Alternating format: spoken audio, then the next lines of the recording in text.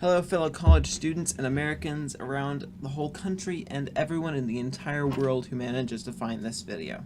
What I'm talking about today is of incredible importance to anyone who really cares about this planet and cares about the people in it because it affects all of us to some degree.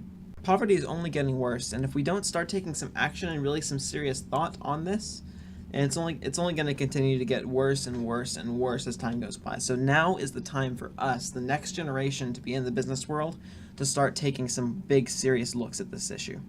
So to start this, it's going to be important to lay down some base facts about this big issue. And the first one I'm going to give you is a 2010 statistic, so it's a bit old, so it's actually going to be a good deal worse at this point in time. But in 2010, there were roughly 16.4 million children, that is, people under the age of 18, living in poverty in the United States of America.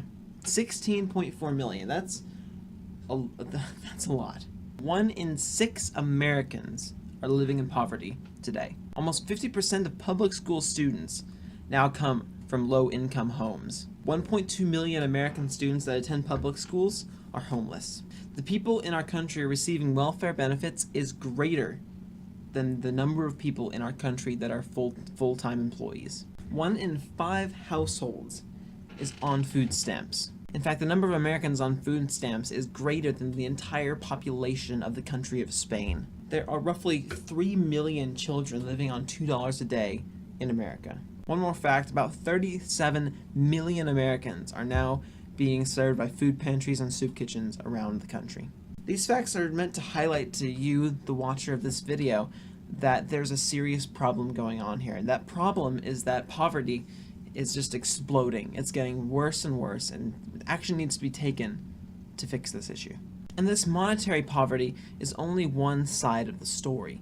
The other side of it is what I like to call poverty of the soul. And to look into this, I'm going to use Les Miserables, to those of you who aren't theater people, as a case study for this poverty of the soul, to explain to you exactly what it is and why I think it's the core of this issue. Now in Les Mis, there are 2 characters that I principally see as the holders of this poverty of the soul, and they're both released from this in some way or another. But the way in which they're released is very important, and it's very different, and we need to look at that as well in order to really get a grasp on this. In this story, there's a man named Jean Valjean, and he is the first person we're going to look at here. He was a prisoner for about 20 years for a very minor crime, and when he was eventually released, he had nothing. His name was blacklisted effectively. He could not get a job anywhere.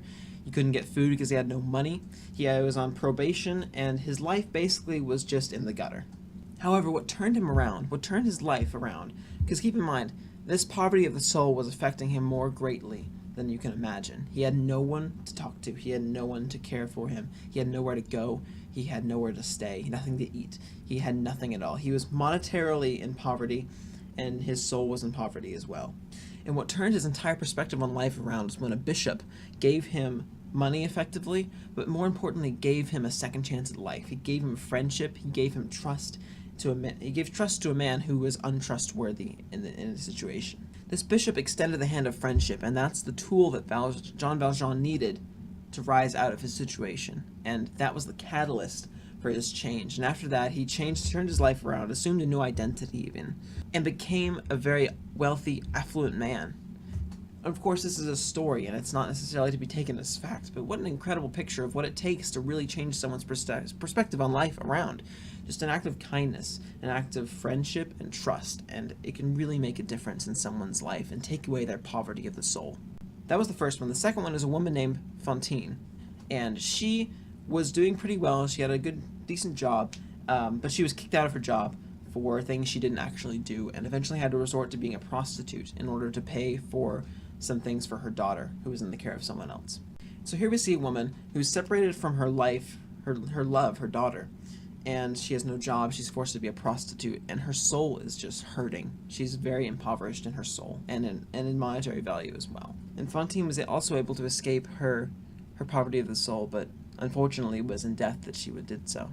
Jean Valjean came along and gave her friendship, but it was too late, and she was sick because of her circumstances. She was losing the will to be alive because of what she had to be doing to give her daughter what she needed, and she was so impoverished in her soul and in her life and in her body that she lost it. She couldn't keep holding on anymore, and she passed away.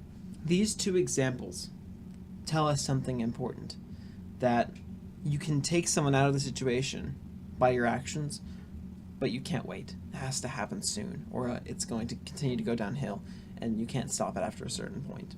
I'm telling this to you, college students, because you are the next generation. You're the ones in charge of making real change. And if we really focus on this, we can make a difference in the world we live in. Anyway, that's really all I have to talk about today. I hope this made a difference in your life, and if you want to continue reading on these, I'll list my sources. There are only 3 sources in this actual video, but I'll list all the sources I have in this project down below in the description box. I hope you've learned something, hope you've been inspired, and if this changes one person's perspective on poverty and what they want to do about it, then I've succeeded in my mission. Thank you, and goodbye.